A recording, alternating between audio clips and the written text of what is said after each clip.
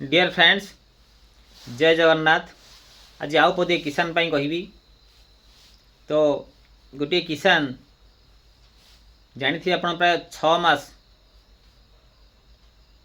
मास काल लगी धान खेती तैयारी करे और धान अमल करे। जो धान रु चाउल सृष्टि हुए आम खाई समस्ते जीवन बचाऊ।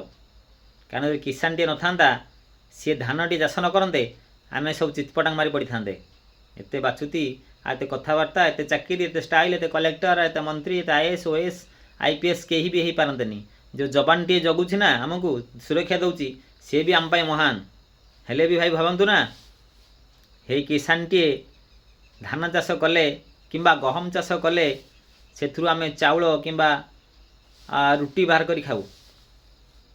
चाउल तो निहात धान प्राय जानी बोधे 90% लोक आमर इंडिया रे चाउल खाती धान जोटा कि चाउल हुए विभिन्न प्रकार चाउल अच्छी से भात सृष्टि कर खाऊ किए केते प्रकार ना दे खाती किंतु गोटे किसान को कई सम्मान दियंतिनी।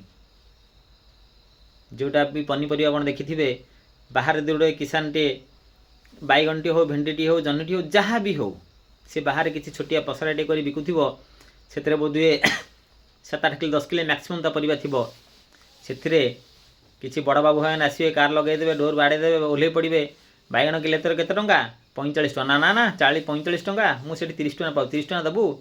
तो गोटे किसान टे किसी समय मुझे देखी गोटे जगार भी किसी समय आर्गुमेंट करे ना आज्ञा मु चाषी टे करमु कर समय पर सी निजे हार मानि जाए आ मुंडपोती बाबू भाई कहूवा कथा को सही निए। कारण से जानी हुए तो मुझे किसी समय रही मो बैगन टे नष्ट हो 30 टका हो पछे से बैगन टी पलाओ। এইটা भाई कौन किसान को सम्मान ना केबे नुहे। जदि किसान टे 45 टका कहता 45 किणतु ना सी केते परिश्रम कर आपन खाइए दउची आहार दउची। आपन कहीं ना कहीं बड़ शोरूम में पलाउछंती किणुछंती सेठी आपन बार्किन नाही फिक्स रेट माने फिक्स रेट मद पी दउछंती 170 टका हेले 200 टका मद किणी पीउछंती ताले जो आलू किले बैगन पियाज किले काई बार्किन ताको सम्मान सहित किणतु।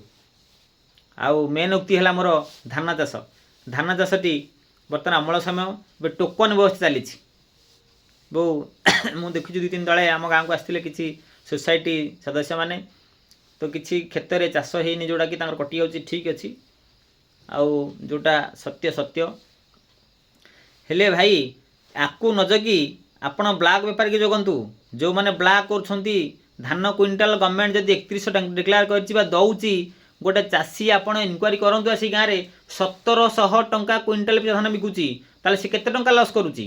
तेणु सहीटा इनक्वारी धरतु ब्लैक बेपार की धरतु ये सब धरले कौन है टोकन व्यवस्था गवर्नमेंट यथासंभव उठेदेले मो मत भल हे। आपण मान मत कौन रत कमेंट जनइबे गोटे आधार कार्ड नहीं गोटे चाषी सोसाइटी की जाऊ सी धान बिक्री करू एवं ता उचित मूल्य पाई आसू। गोटे भाग चाषी सी तार भाग कला ता मालिक टोकन कला टोकन करी से धान किणिकी 1700 धान किणिकी 3100 टका बिकुची। ब्लैक बेपारी माने गाँव में प्राय सब गाँव में ब्लैक बेपारी अच्छा जोटा कि चाषी जो छोट चाषी जे कि जार 10 क्विंटाल 15 क्विंटाल 20 धान होते से जाती कि टोकन व्यवस्था ना तेणु से कौन करती से ब्लैक 1700 टकर मुंड पाती धान दे दिंती हऊ पछे धान किसी पलि जाऊ बोली। किंतु भाई देखु केते बड़ अन्याय चाषी प्रति होची। तेणु यहाँ मुझे कहूनी आपण गाँव में आपण एरिया समस्त पाखे कथा हो तेणु समस्त मोर अनुरोध जिते भी आम शिक्षित लोक अच्छे ये कथा को उच्च स्वर रे जोर सहित स्वर उत्तोलन करंतु। यह आज नहले भी काली बंद हेबो। आउ मो कहया कथा मो परी किसी छोट छोट रील करी फेसबुक रे पोस्ट करंतु देखिबे निश्चित भाइराल हेबो एवं निश्चित सरकार पाखे कथा पहुँचो। तेणु टोकन ठीक अच्छी किंतु ये टाइप टोकन न करी मो मतरे आधार कार्ड माध्यम टोकन हेउ जोटा कि गोटे चाषी ता धान नहीं सोसाइटी दे पारिबो। आ विशेष किसी कहबेनी कारण जिते लॉन्ग वीडियो हो आपण मैंने देखा इंटरेस्टेड हेबेनी वीडियो टी स्किप करदे वीडियो कर किसी लाभ ना। बर्तमान प्राय 4 मिनिट 30 सेकेंड हो गलानी तेणु मुझे रखुची। नमस्कार जय हिंद जय किसान सबू किसान को मोर शत शत सालुट।